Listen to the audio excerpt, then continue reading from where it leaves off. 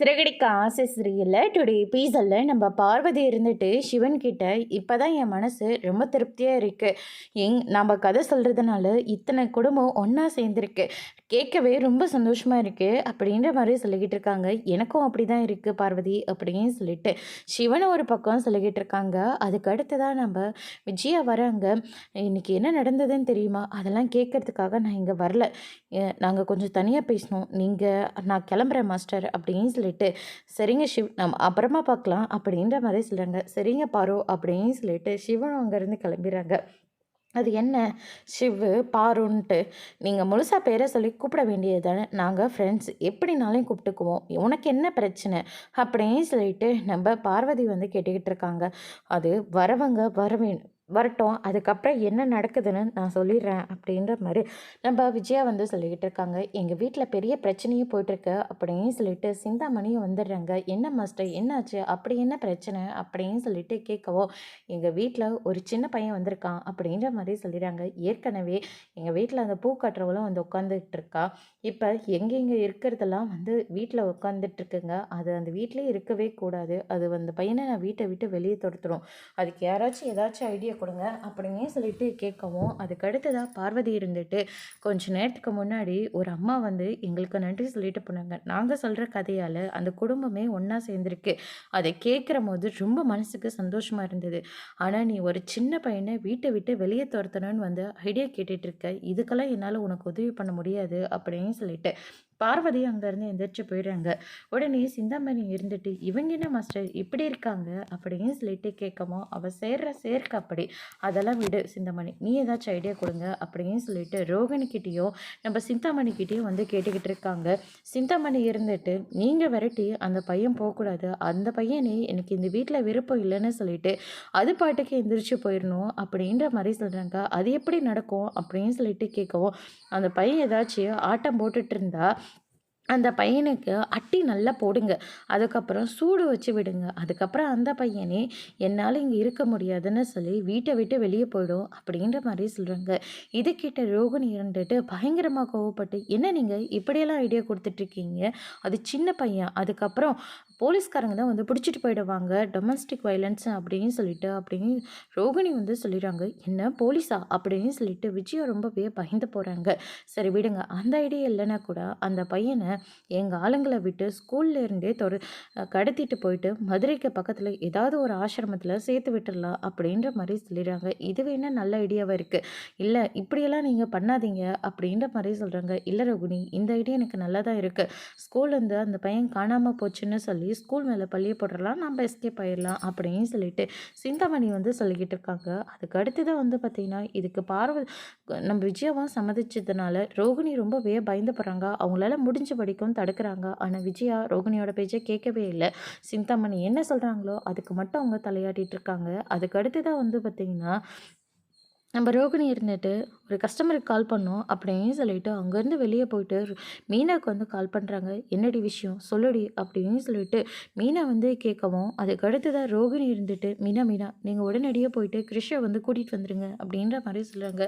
ஏன் என்னாச்சு அப்படின்னு சொல்லிட்டு கேட்கவும், அத்தை அந்த சிந்தாமணி கிட்ட ஐடியா கேட்டு சிந்தாமணியும் அவங்க ஆளுங்களை விட்டு கிருஷை கடத்திக்கிட்டு போய் மதுரைக்கு பக்கத்தில் ஏதோ ஒரு ஆசிரமம் இருக்கும், அங்கே போய் சேர்த்து சொல்லியிருக்காங்க, கிருஷை கடத்திட்டு போயிடுவாங்க, தயவு செஞ்சு நீங்கள் சீக்கிரமாக போயிட்டு கிருஷை வந்து காப்பாற்றி கூட்டிகிட்டு வந்துடுங்க அப்படின்ற மாதிரி சொல்கிறாங்க.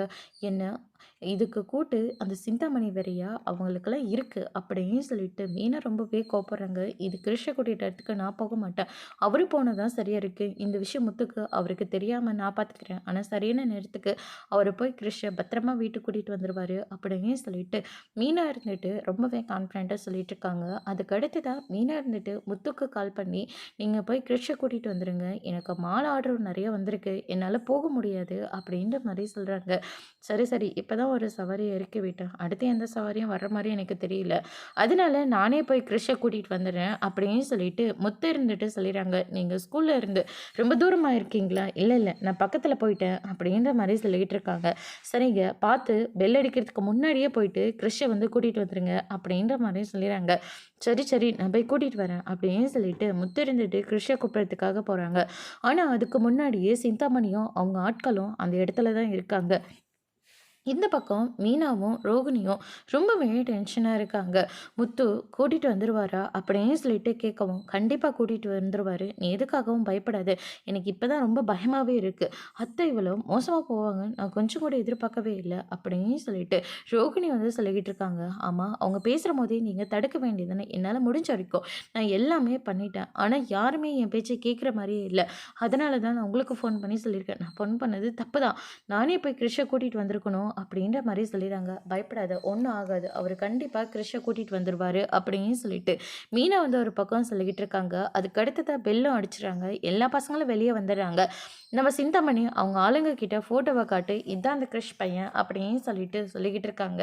நீங்கள் போய் அந்த கார் கிட்ட வெயிட் பண்ணுங்கள், நான் போய் அந்த பையனை கூட்டிகிட்டு வரேன் அப்படின்னு சொல்லிட்டு, டே கிறிஷு அப்படின்ற மாதிரி சொல்லுங்க, நீங்கள் யார் அப்படின்னு சொல்லிட்டு விசாரிக்கவும், மீனாவோட ஃப்ரெண்டுடா, மீனா கூட என்னை பார்த்தது இல்லையா, இல்லையே, மீனான்ட்ட கூட அவங்கள பார்த்ததே இல்லை, அவங்க தான் உன்னை கூட்டிகிட்டு வர சொன்னாங்க, அவங்க எதுக்கு உங்களை கூட்டிகிட்டு வர சொல்லும், அவங்களே வந்திருப்பாங்க, இல்லாட்டி முத்து அங்கிள் வந்திருப்பாங்க அப்படின்ற மாதிரி சொல்லிடுறாங்க.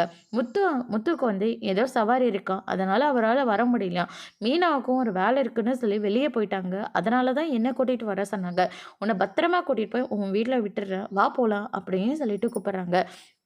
அதுக்கு அடுத்து தான் வந்து பார்த்தீங்கன்னா முத்து இருந்துட்டு தயங்கி முத்து ஃபாஸ்ட்டாக ஒரு பக்கம் வந்துக்கிட்டு இருக்காங்க. கிரிஷ் ஒரு பக்கம் தயங்கிட்டே இருக்காங்க. இல்லை இல்லை அங்கிள் வந்துடுவார், இல்லாட்டி மீனாண்டி கூட நான் பேசிட்டு அதுக்கப்புறமா நான் உங்கள் கூட வரேன் அப்படின்ற மாதிரி சொல்கிறாங்க.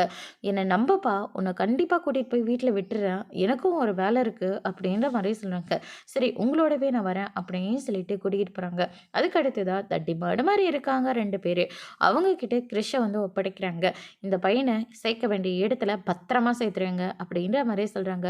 ஆண்டி நீங்கள் தானே கூட்டிகிட்டு போகிறதா சொன்னீங்க, இப்போ இவங்க கூட போக சொல்கிறீங்க, எனக்கும் ஒரு வேலை வந்துருச்சுப்பா, உங்கள்கிட்ட சொல்ல மறந்துட்டேன், அதனால் இவங்க கூட்டிகிட்டு போய் உன்னை சேர்க்க வேண்டிய இடத்துல பத்திரமா சேர்த்துருவாங்க, நீ பயப்படாமல் போ அப்படின்ற மாதிரி சொல்லிடுறாங்க.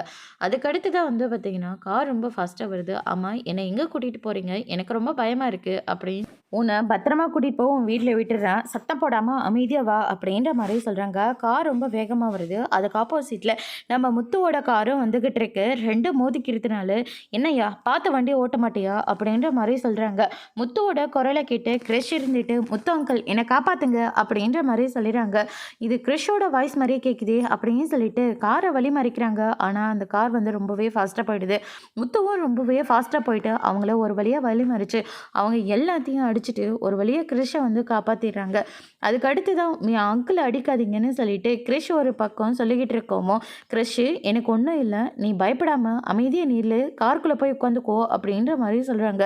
இல்லை அங்கிள், உங்களுக்கு ஏதாச்சும் ஒன்று ஆகிடும், எனக்கு ரொம்ப பயமாக இருக்குது, எனக்கு இன்னும் ஆகாது, நான் பார்த்துக்கிறேன் அப்படின்னு சொல்லிட்டு அந்த ரவுடிங்க எல்லாத்தையும் முத்து வந்து அடித்து போட்டுடுறாரு. அதுக்கு அடுத்ததாக ஒருத்தனை பிடிச்சி விசாரிக்கிறாங்க.